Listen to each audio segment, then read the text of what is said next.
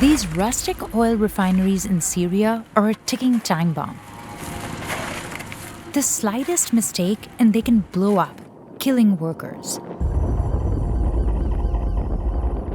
فأنت عم تنتحر انتحار بطيء مقابل تعيش أولادك سنة سنتين ثلاثة لحتى رب العالمين يفتح. Thousands of these facilities popped up in northern Syria after civil war broke out in 2011. Now, millions of displaced people rely on them for fuel to run their cars, businesses, and homes, including Ahmed Abdullah, who owns some of the refineries. كفينا نجوع صرنا هلا 11 سنه ناسحين مهجرين. هدفنا الاساسي ينقلع بشار الاسد ونخلص منه ونرجع على بيوتنا. So, what does it take to filter crude oil at these informal refineries in Syria where children do a lot of the dirty work? And why is this black gold a blessing and a curse for the people here? Ahmed and his family live in a small village called Tarhin near the city of al-Bab. It's controlled by opposition forces, and it became a safe haven for many refugees during the war. About 400,000 displaced people live here today. يعني نحن مناطق محررة وحرب وكذا. بلشت العالم هيك، صرت أشوف العالم واشتغلنا والحمد لله مثل ما بقول بشوية مثابرة وتعب وكذا. Satellite images of Tarhin from 2011 show orchards. Several years later, the land is black and barren and marked by refineries. Ahmed owns 3 of the roughly 650 facilities in this part of town, and he and his siblings poured their life savings into the business when they started in 2012. في البداية كان التكرير خطر كبير وراح في ضحايا كبير عدد كبير كتير نتيجة الهمجية اللي كانت بالعمل. The crude oil is refined in these 55-gallon metal drums or burners. Each of these can cost up to $50,000. هاي حراقة هذا المشي نحن ماشيين هلا بين حراقات فكان صفة ضيق كثير A coal-powered furnace heats the burners. The crude oil evaporates and flows into pipes. These are submerged in water basins so that the vapors can condense and turn into diesel, kerosene, or gasoline. هذا هو المازوت على هالشكل هيك بصير ينقط يعني.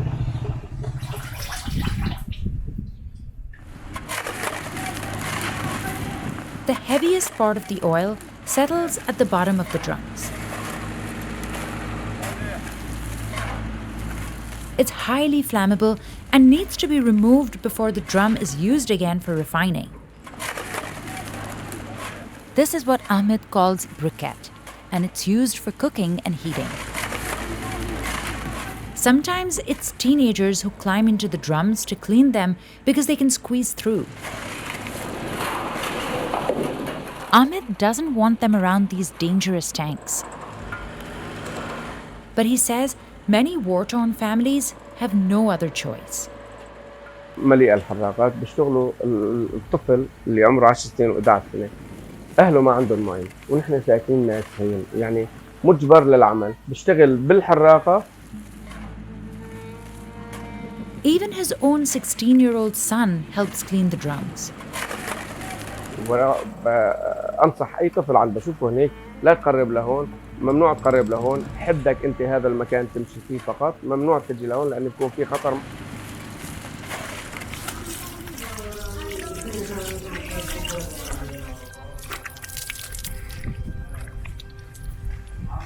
After a long morning, Ahmed takes a break with his workers.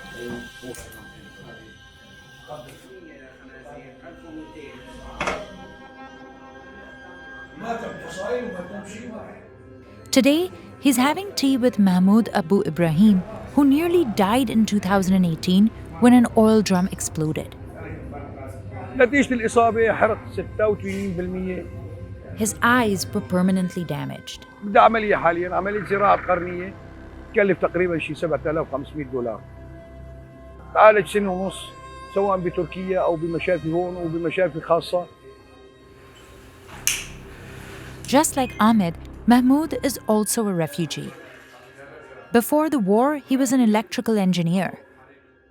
لكن قيام الثورة وخلانا نبتعد وننطرد من الوظيفة بسبب آرائنا وأفكارنا الثورية مشاركتنا بالثورة. He's exposed to plumes of smoke that release toxic chemicals, slowly poisoning workers. أكثر الأمراض المنتشرة عندنا هون حاليا نتيجة العمل هي أمراض صدرية، أمراض الرئة. The smoke also coats plants and trees, killing them off. And oil spills have contaminated the ground and drinking water. فمضطرين لهالأمر هذا كرمال معيشة أولادنا عم نضحي بأنفسنا. These makeshift refineries started showing up between 2011 and 2012, when Syrians led a revolution against President Bashar al-Assad. At the time, Ahmed was a paralegal in his hometown of Al-Safira, which had become a battleground. So in 2012, he fled with his family and eventually settled in Tarheen. أول ما جينا لهون كانت المنطقة يعني عديمة وميتة كئيبة ما فيها شيء خالص. اضطرينا يعني نأسس عمل هون. But the worst was yet to come. In 2014, ISIS rose to power and eventually took over the country's official infrastructure, says Wim Zwijnenberg, a researcher who's been following the Syria war. And ISIS made a lot of money from selling his oil to smugglers. So in order to prevent that, the US-led coalition started bombing some of these locations to target wellheads, pumping stations in order to prevent ISIS from pumping up the oil. The Syrian Democratic Forces and coalition troops defeated ISIS in 2019. But over the last 12 years, the war has claimed over 300,000 civilian lives. Today, Syria is informally divided into several regions. Assad's forces hold most of it. The Kurdish-led Syrian Democratic Forces have the oil-rich northeast.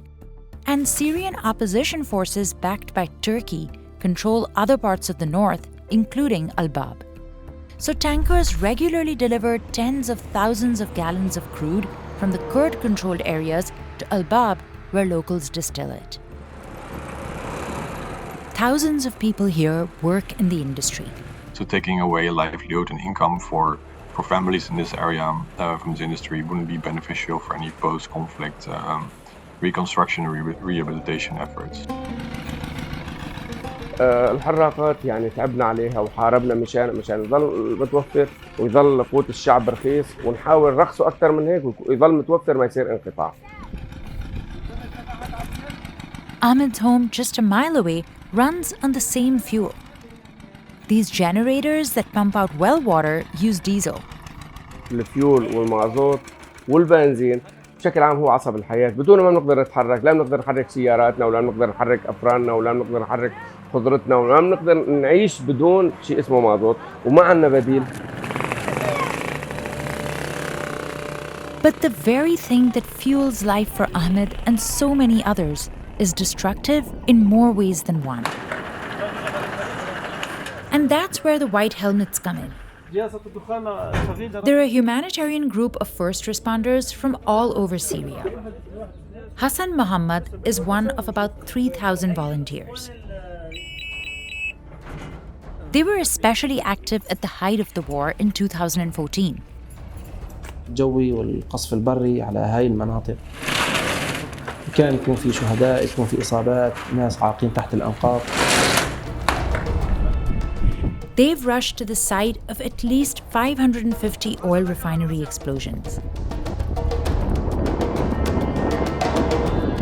Hassan says sometimes they're a result of recklessness in the refining process.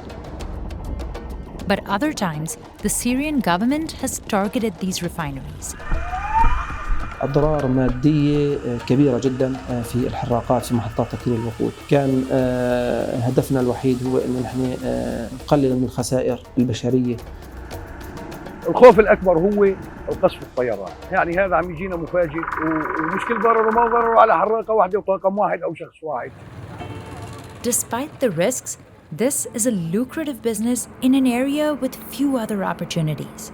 يعني نحن كان في عنا عمل برا، ولكن نحن ناجحين وجينا أسسنا عمل وأسسنا بيوت وأسسنا كذا، وما عنا غير الحراقات.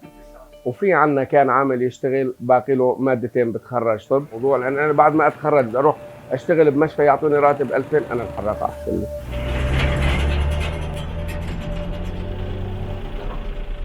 Altogether, his 3 refineries produce nearly 1,000 barrels of fuel a day.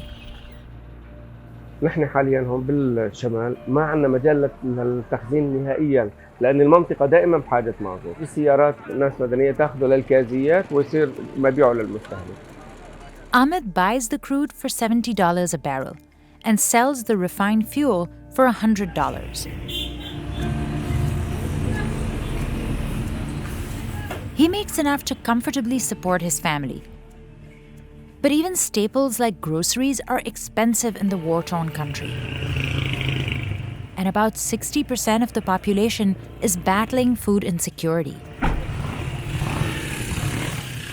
نعاني من جنب مقابل إنه نعيش مادياً ولو بنسبة بسيطة من الرياحة المادية. مشان ما نتم ملتزمين أو نستنى كرتونة المعونة. In his downtime, Ahmed and his sons tend to his Arabian horses.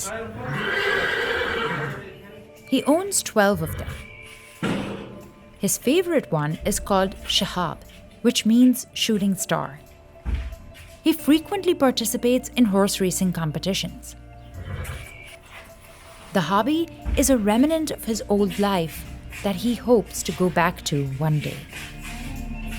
ناجحين مهجرين تعبانين، بيكفيك كلمة مهجر، يكفيك كلمة ناجح. أتمنى يعني نرجع لبيوتنا.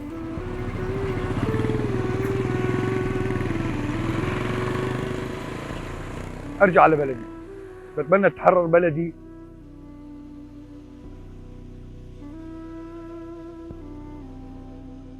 والجراثيم الطارئة على المجتمع هي ترجع كمان لحالها، هي بتروح.